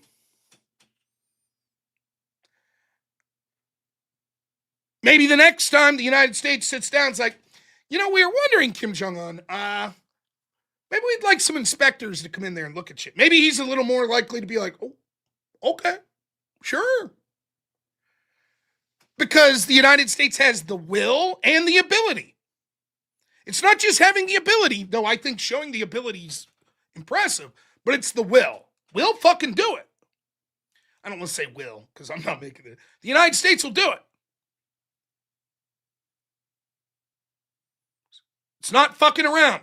It's not the days of, you know, Obama saying there's a red line and if you cross it and then it gets crossed and he goes, well, don't do that again.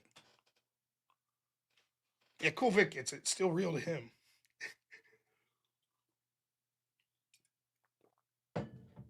So those are potential benefits. I'm hearing people saying Russia's calling for diplomacy. Maybe this helps bring Russia into the fold. The BRICS nations be like, shit. Ugh. If Iran starts going pro-US, that sort of throws a big monkey wrench into what we were going to do. Maybe it's time to negotiate with the United States. And then ultimately, the best that could come from it is not only Russia, but China saying, listen, we just can't compete militaristically. We just can't. It wouldn't be worth it. If that outcome occurs, would this attack have been worth it? Sure. Yeah, why not? But is that guaranteed to happen? Well, no. Here's a potential. Maybe countries say, well, fuck, we need to get the nuclear weapon like now, because if not, they could decide to take us out at a moment's notice. So now we got to.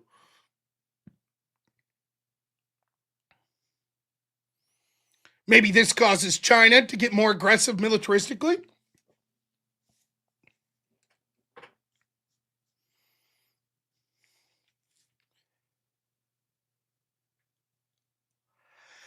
And then I think that something we're likely to see is,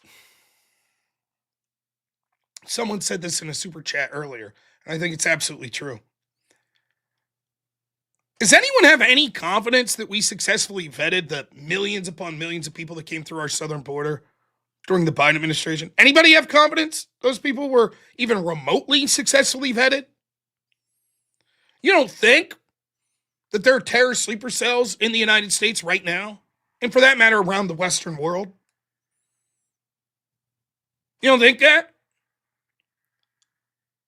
I don't think for a second that it's going to be so easy that it's like, that's it, all wrapped up, wrapped up in it with a nice, neat bow. There won't be any backlash. No, I don't believe that.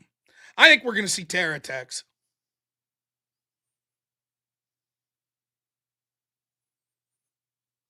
That's what I think.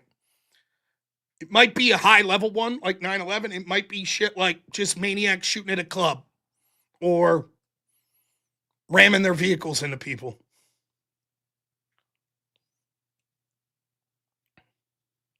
Now, the flip side is, you think those people would have never acted had we not taken out Khomeini?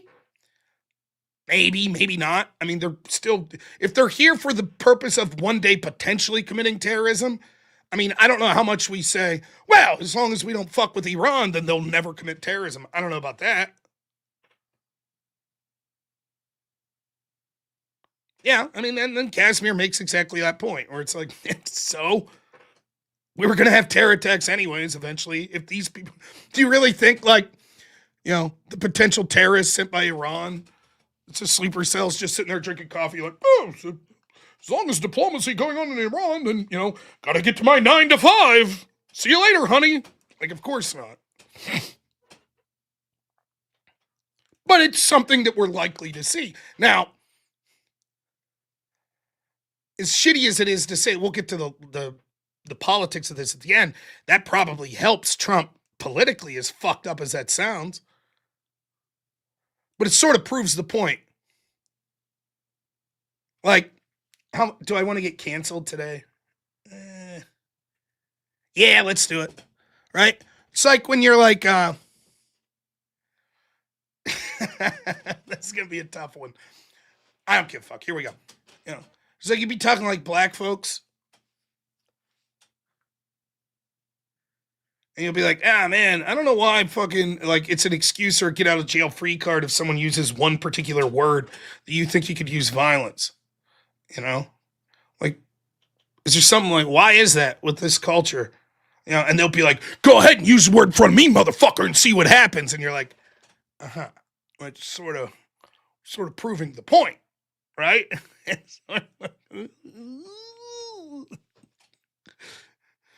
People be like, I think that the black culture is too violent. Say that in front of me, motherfucker. I'll show you.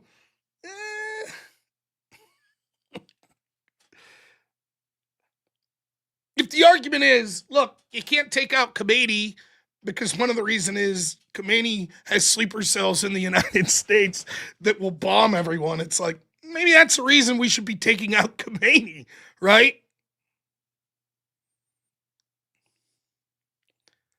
Kind of proves the point a little bit,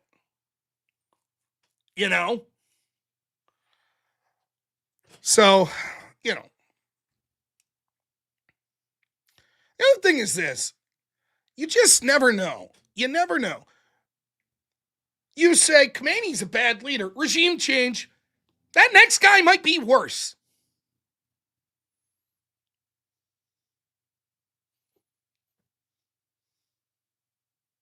That's the truth.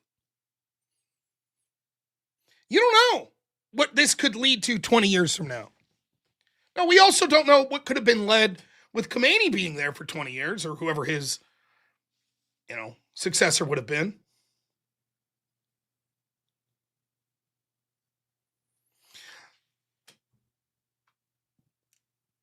But it's a solid point. You just don't know.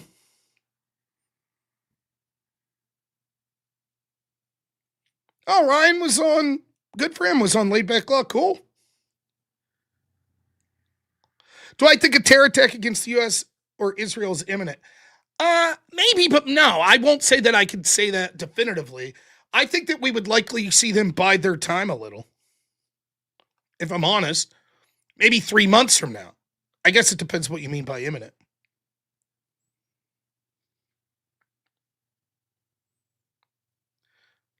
And, another good thing about this is there seems to be a lot of countries that maybe you would be like, they're not going to be happy.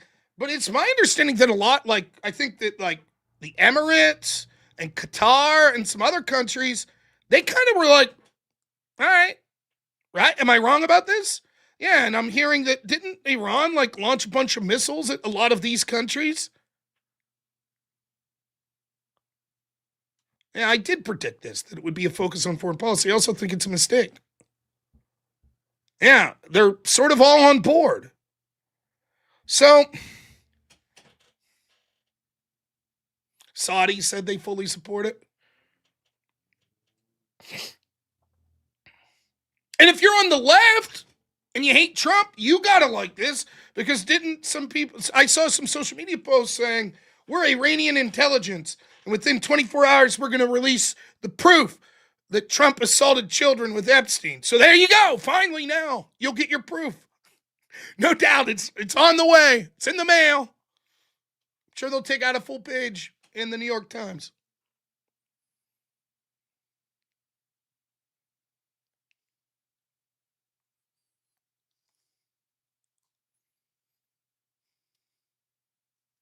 Bahrain, Qatar, United Emirates, Kuwait, Jordan, Saudi, all got hit. Yeah. And I think what Khomeini's going to find is, well, if he's dead, he could find shit. Maybe he'll find he made a bad religious choice. But I think what the leadership that's left in Iran's going to find is, I don't think they have many allies.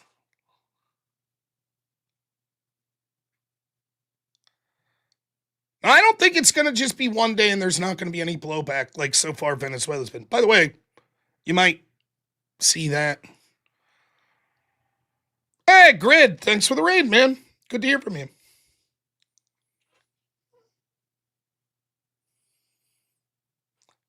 So, I guess the other thing to talk about is, it seems almost,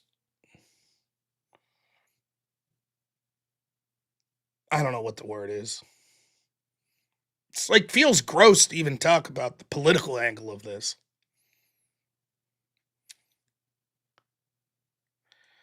Wars like these aren't popular, particularly the longer they drag on. I think the Venezuelan strikes didn't hurt. Let's start with this. Would the audience agree with this? When it comes to the midterms, do you think the Venezuela taking out Maduro, do you think it hurt Trump at all? I don't.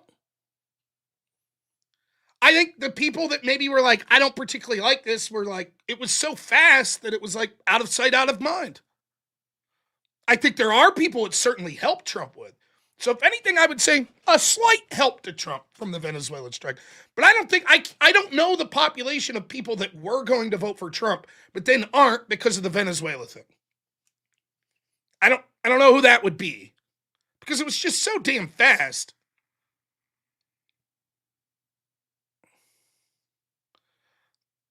Checks in the mail, of course. Pork Chop Express, baby. One of my favorite movies.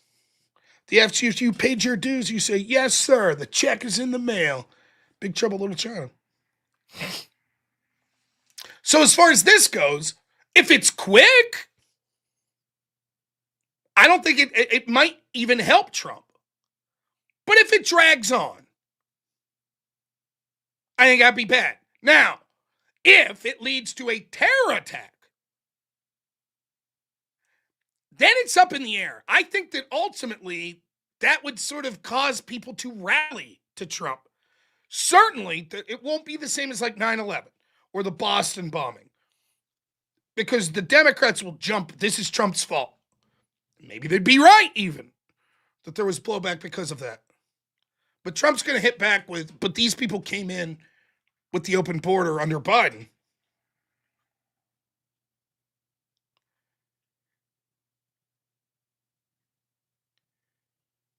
I think the majority of Trump people that voted for Trump that are going to be pissed about this, like the Dave Smith type people of the world. By the way, I like Dave Smith.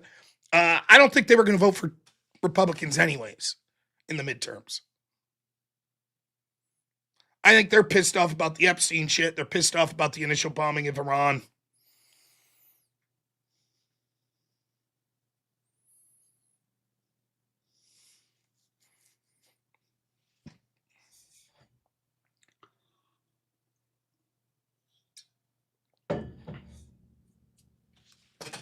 So we shall see. If this leads to China, somehow, dominoes fall and this leads to China declaring war on the United States and U.S. troops, being stationed in Iran and being killed there and shit, yeah, I think that's negative. If it doesn't get to that level, I have to be honest with you, and it's so fucked up to say, so fucked up to think about this. I don't even know if this would be a blip on the radar come midterms. Our news cycles are so fast. So on one hand, it's like, it's hard to predict months out what's going to be affecting. But on the other hand, as fast as the news cycles are and all the crazy stories that come out at this point, I still think that the biggest issue in the midterms is going to be what it almost always is. It's the economy.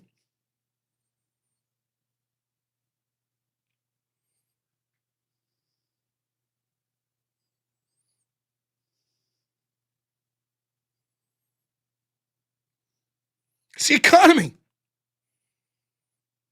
If the economy's doing well, I think that you're likely to see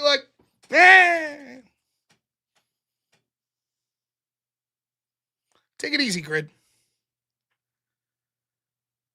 Consumer says, I think there's one criticism that's impossible to defeat at this point, and that's that Trump's not prioritized America first. With midterm loss likely, the whole golden age thing was a lie. I don't know about that, but you raise a point.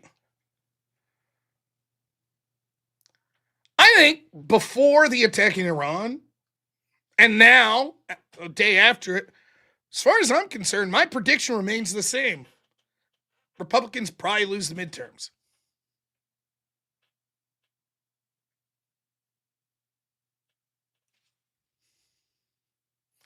You don't think people are going to be exited to vote for PDF protectors?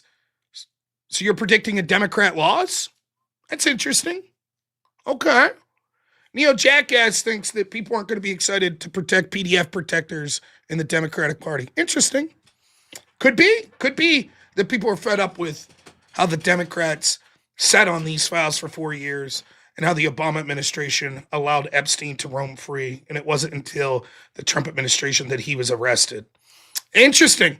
And they'll probably be mightily in support of Trump, who, unlike any of the Democratic leaders, actually called the police and suggested not only that Epstein was a bad man, but also to go after Ghislaine.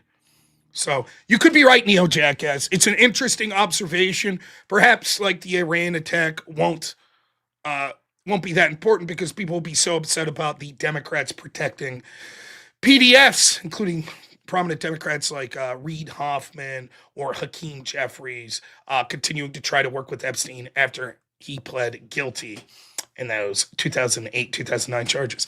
Interesting. Could be. That could be. This is how I'm coping. In what way?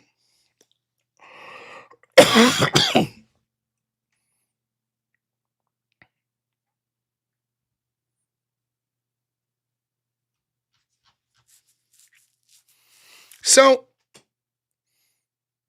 I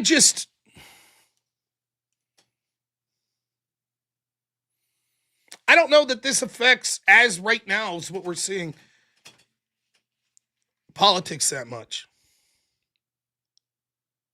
Should we at least shame Lutnick? I hesitate to say yes, and here's why.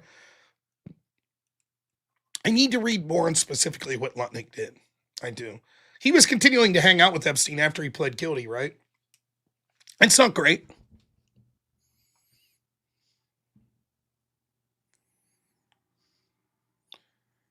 How are they protecting them as we speak?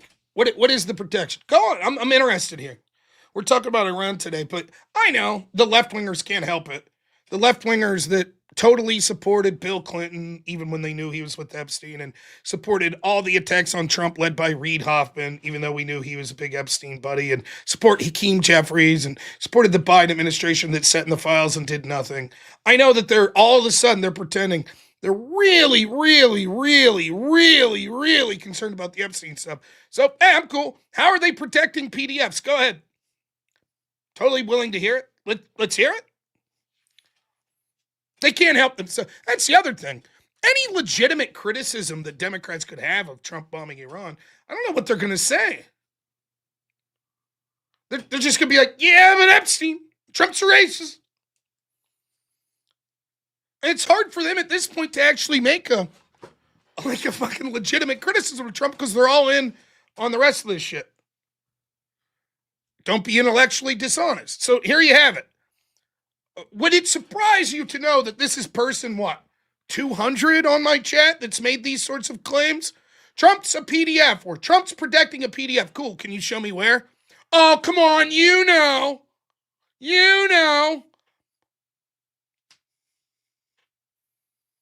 That's it. Go ahead, find someone.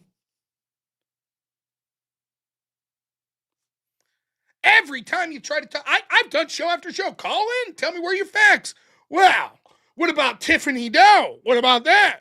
You mean the woman represented by Lisa Bloom that had this allegation come up on the eve of the fucking election in 2016 and then dropped the case voluntarily? Yeah, well, okay.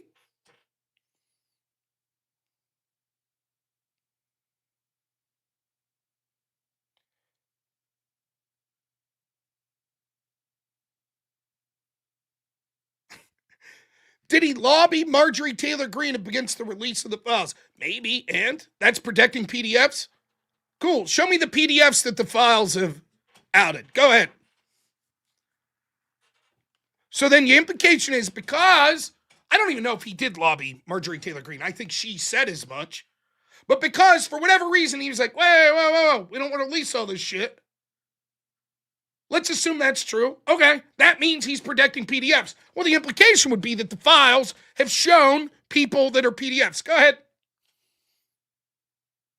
Point to me to the file that shows it. Go ahead. I'm totally willing to see it. Let's have it. I particularly like the magic scimitar story. That was my favorite, right? That dastardly Trump. You see, he's really trying to protect the magic scimitar business. As we all know, one of the files that were released was about how a gentleman was tied down at an Epstein party that Trump was there, and I think P. Diddy and Harvey Weinstein, and they cut his legs off with the magic scimitar. But because it was magic, no blood was released. That damn Trump protecting the magic scimitar industry. That's why he lobbied Marjorie Taylor Greene. Cool, the co-conspirators. Most of the co-conspirators were known forever, or what are allegedly called co-conspirators, like Lex Wexner. Everybody knew about him forever, that he was friends with Epstein. Where's the evidence that proves that they're PDFs? Go ahead. I'm willing to see it. Show me. Show me the evidence that the alleged co-conspirators were PDF. Here's the real story about the co-conspirators. There were people that were investigated by the FBI, including prominently under the Biden administration, as potential co-conspirators, and you ready for this? They were unable to find evidence to suggest that they committed crimes, especially with children. If they're co-conspirators, then surely you would say, oh, well, the files show the proof that they've committed these heinous crimes. Show me the files. Why haven't the Democrats?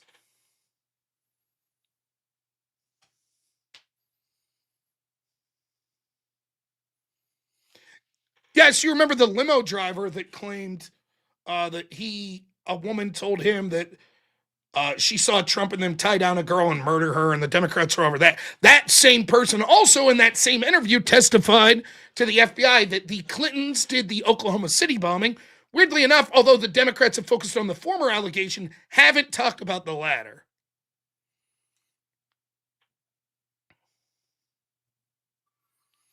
Just one line of bullshit after the next. One line of bullshit after next. Jumps. Have you seen Neo Jackass offer any proof? Now we've got, here's some great. The Dow's over 50,000. Oh, okay. Makes sense. Yep. Trump's protecting PDFs, and the only logical conclusion. Huh. Cash line during his hearing in Congress. Specifically, what he was asked was if there were co-conspirators.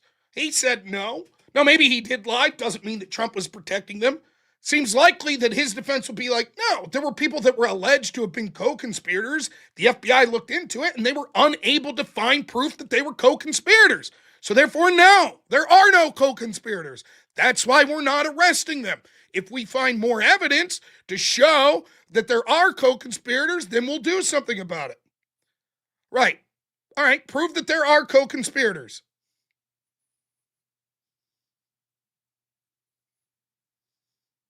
Oh, whew, the Dow's only at 49,000. Then Trump's innocent.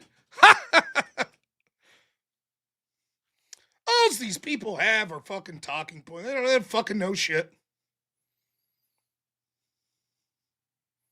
Nothing. Yeah, just fucking Brian Shapiro quotes. One talking point after another. Really, have you looked into that? Prince Andrew was just arrested. Was Prince Andrew arrested because he assaulted children or engaged in any sexual activity whatsoever? Was he? No, he wasn't, was he? Nope. But why? Does that mean the British government's also protecting PDFs? Is that what's happening? Why didn't they arrest him for being a PDF? Are they involved too? That seems odd. They dislike him enough to arrest him for one charge, but not the PDF charge. I wonder why. Why didn't the Democrats arrest these known PDFs, these known co-conspirators? Why didn't they? They were all there. I bet Neo Jackass never once talked about the entire Democrat apparatus being PDF protectors. Not once. He'll happily go vote for them.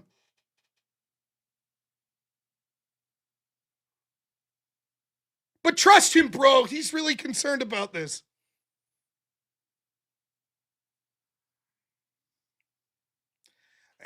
Enough Epstein shit. You could go back and watch the entire video was about my thoughts on the Iran situation. So, more super chats real quick.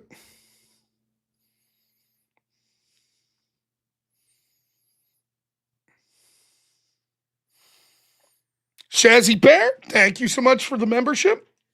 It says good evening, thank you. Robert Whaley gives 10 memberships. Thank you. Jay, $5 says if this is over quickly, it's buried before the April news cycle. Yeah. It's a big if, but yes. Wicked Wally, $5 says student protests renewed last week. We didn't have assets in region to act in January. Likely hoping this chaos combines with protests and a coup. Jay, $5 says, what I've heard is the U.S. took out military infrastructure while Israel took out leadership. Could be EPS, but that's scuttlebutt. The great Zach Gilpy, what's up, man? $10 says they've been begging the United States to be doing this for weeks. They're not upset. They're dancing in the streets. Maybe, but I'm also dubious.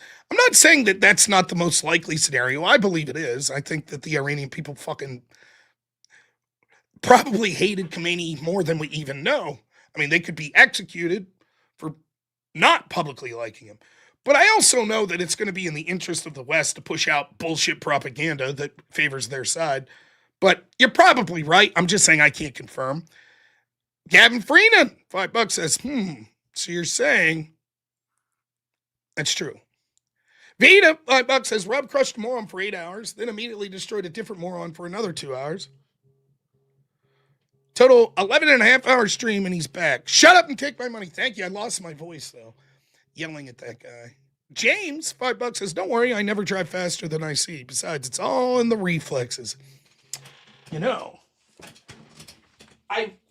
if we ever have a Neuron meetup, I think I've showed this on screen. I found this at Aldi, not Aldi's, but the store Ollie's. I found this. Check this shit out. It is a card game of Big Trouble in Little China. One of my all-time favorite movies. So I have never played this. I don't have anyone. My wife, she likes the movie, but she ain't gonna play some fucking card game with me. So I will be sure if we have in real life meetups. If there's any Big Trouble Little China fans, we'll give her a go. The card game looks good though. I couldn't pass it. It's only like $15 or I don't know. There might be a price tag on it somewhere.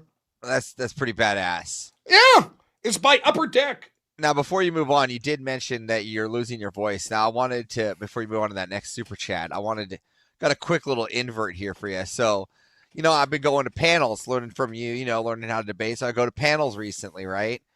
And the number one thing that people say to me, they go, Avarice, what would Rob say if they heard you act like this? What would Rob say? What would Rob say? Right? How would Rob say if they saw you act like this? Right? So I just want to thank you from the bottom of my heart, because now I can play this. Next comment. Circa. Fuck you. 10 years. Fuck Okay, you. I gotta and mute leave. you, bro. I Fuck gotta you, mute you, bitch. bro. No one gives a Go fuck ahead. about you. Go ahead. I'm gonna make my point, and if you don't like it, go fuck yourself. You don't run the show. Fuck off, bitch. You fucking pencil neck fucking pussy son of a bitch. Want to sit there and act like a tough guy? You're such a fucking loser that sits there and needs to fucking jibe in and constantly interrupt because you have so little confidence in your argument. You stupid, goony fucking moron. Shut your fucking mouth and learn something. You fucking piece of shit. There, feel better? I feel great. Now, I'm learning from the best. Yeah, that was a frustrating as shit. Both, and then that woman that called in afterwards. It's no wonder I lost my voice, but man, it was frustrating. That guy was so bad because not only was he just like, he can't help. Like, if you go and you watch that whole, it was probably 6 hours. It's like Speakeasy kept telling him, man, I'm timing you. Rob talked 11 seconds and you interrupted. And an interruption here and there is one thing, but it's every time. And when those interruptions come while at the same time, there is just a complete fundamental misunderstanding. And then on top of that, he's just, I don't know if he's had an aneurysm or if he's just dumb, but he would say something like, Speakeasy interjects. It's look, we don't know what your position is. You're all over. If me, you, and Rob say we want abortion outlawed because it's against our religion, do you consider that to be Christian nationalism? And he's like, yes. And I'm like, okay. So now we can see what this would lead to. The Christians wouldn't be able to be involved in the political system because all of their morality comes from Christianity. And if you push laws from your Christian morality, that is Christian nationalism. He says no. I'm like, but didn't you say that if we voted for religious reasons to outlaw abortion, that would be Christian nationalism? And he says, no, I never said that. And I'm like, yes, you did. You did say that. No, I didn't. Why are you putting words in my mouth? Then Speakeasy's like, let me put this statement on the screen. And he puts up, if we vote against abortion for religious reasons, is that Christian nationalism? He says yes. I'm like, okay. That's what I said. You said yes. So let's look what that would mean. I never said yes. You just said yes. He spent the whole night last night in verbal combat arguing with the chat about what your position was. It was so brutal. And so at some point I ended up yelling a little there because I was getting fucking pissed off. And believe it or not, the woman afterwards, as insane as she was, her position was more defensible, right? But she just, it'll forever be in my mind. She doesn't know what a syllogism is, which is fine. I'm not insulting someone for that, right? But everybody understands sort of the basic argument structure, even if you don't think you do, right? Yeah, if me and you're arguing and I say, hey, Avarice, we should go out for lunch. And you're like, okay. And I'm like, let's go to this steakhouse. And you say, I don't have enough money for that. My response isn't going to be like, I like the Pittsburgh Pirates. You're going to be like, what? We were having a conversation that A leads to B, leads to C, leads to D. There's sort of a connective tissue. And that woman, so if you missed it, at the end of it, it was, I'm explaining to her syllogism. I was like, for example, ma'am, if I said to you, you like all things that are red, and roses are red, therefore, and she thought for 10 seconds and said, violets are blue. And robnoerr shop is open. Yeah. So it's like when you're dealing with people like that, it's like I don't know how you can deal with someone that's So yeah. Well, thanks for that clip. I'm sure it'll be clipped, and it was a good one. Sometimes I feel bad when I yell like that because I'd like to be more stoic. Sometimes when I debate, but I thought I had the patience. Clip. Yeah, I thought I had the patience of a saint. If I'm honest, the more I think about it, because it's like I saw Cool Vic covering the debate a little the other day. I was driving, watching. And I'm like, man, I can't believe I put up with this shit as long as I did. I can't believe you put up with him as long as you did. I lost it in 30 minutes, and I debated him 4 days before you. So, yeah. All right, on with the. Thank you. Yeah, I got to wrap up here soon. So, more super chats. Yeah, Wi-Fi, 4 months against or for the Iran situation. Jesus.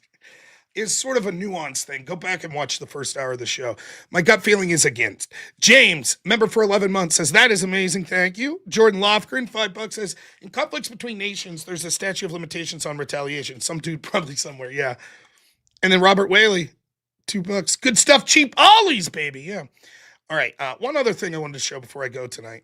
You go to robnoerr.shop.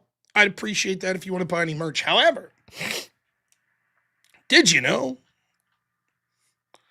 that robnoerr was involved in something else?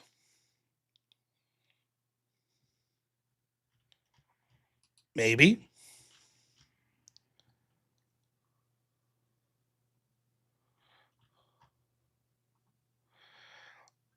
So if you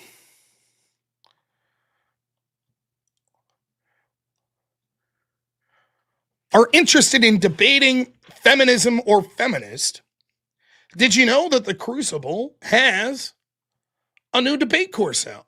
You don't have to be the next Julius Caesar in order to change the world. I would say that my approach is probably more suitable if you find yourself at a dinner table, because that's not always in Andrew's wheelhouse. God love him. I've heard the horror stories of how feminism has ruined the lives of men, women, and children right in my backyard. Most of what the public believes about the history of women's rights is historically inaccurate at best and blatant lies and propaganda at worst. Most people have no idea how to defend what it is that they believe. This course exists to change that. Take that and add to it truth.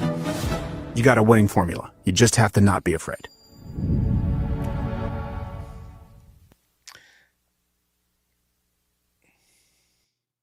Now, first off, the hat. Not my fault. My regular hats were casting too much of a shadow. So, like, it would be like the shadow was down to my nose. So I had to get a short build hat. So, fuck you! That's number one. Number two, I filmed directly after this guy, the great David Patrick Harry, who I am a big fan of. The damn guy's too attractive. That's not fair. That's bullshit. So you're going to see this guy on there, and people are going to be like, all right, this guy looks like, look at him. He's wearing a suit jacket there. Then you got my fucking ugly mug. So,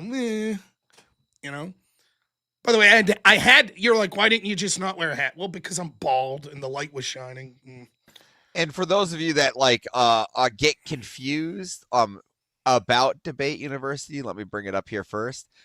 You can get Verbal Combat for $250 and then get $100 off your Verbal Judo. Yeah, and so here's the link. Off. So there's the link. So, and if you already have Verbal Combat, you already get $100 off. So make sure to be logged in when you go to buy it if you're already a Verbal Combat or Debate University person. Wear my own merch hat. Now, normally I do while I'm streaming, but I'm leaving immediately after this, so this was the hat I had on. But I do have my merch hat, so you could do that. And then the other thing I want to say that I want to pitch is, you really, really, if you haven't, you should check out Rachel's book on feminism, Occult Feminism. And the link is right here. So check that out. You get yourself a soft cover for like $17. I got mine right here, Rob. Yep, mine's downstairs. So it's great. So check it out. All right, I'll be wrapping up then. She was very good on Joe Rogan. I think it would be funnier if her video outperforms Andrew's.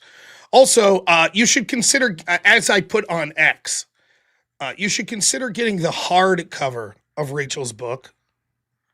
Right? Consider that. Because with the hardback, if your wife gets out of hand, it could double as a weapon.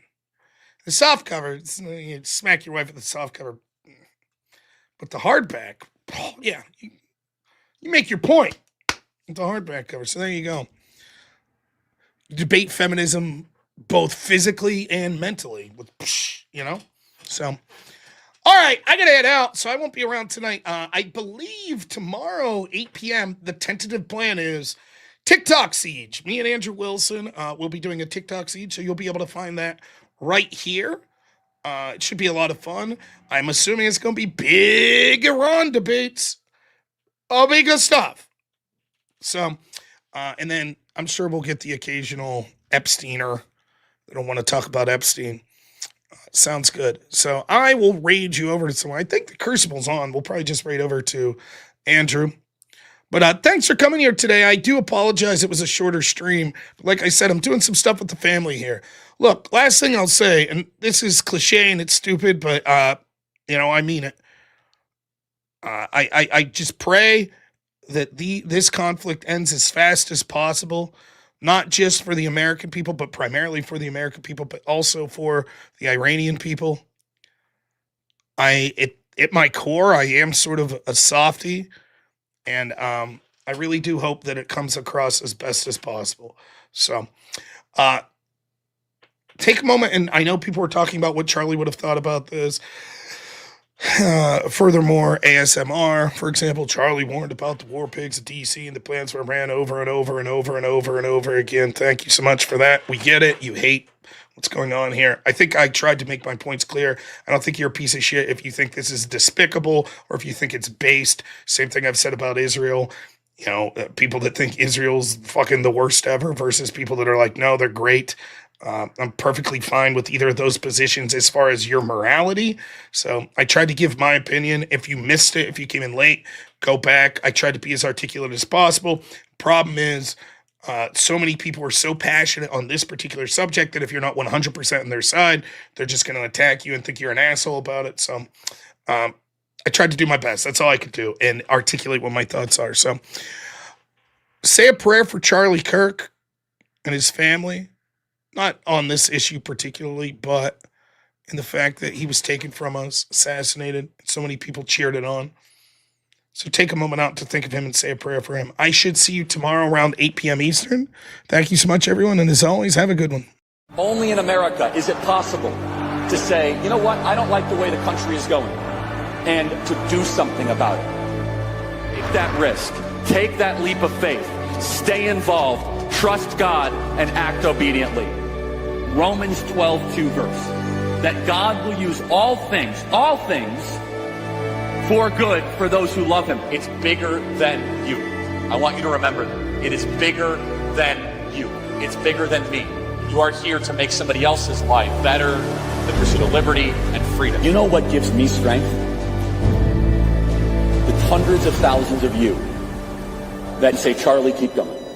1 Corinthians 5 and 15. So that's all pretty amazing evidence, not just intra-biblical evidence, but extra-biblical evidence that Jesus Christ was a real person. He lived a perfect life. He was crucified, died, and rose on the third day, and he is Lord and God of all.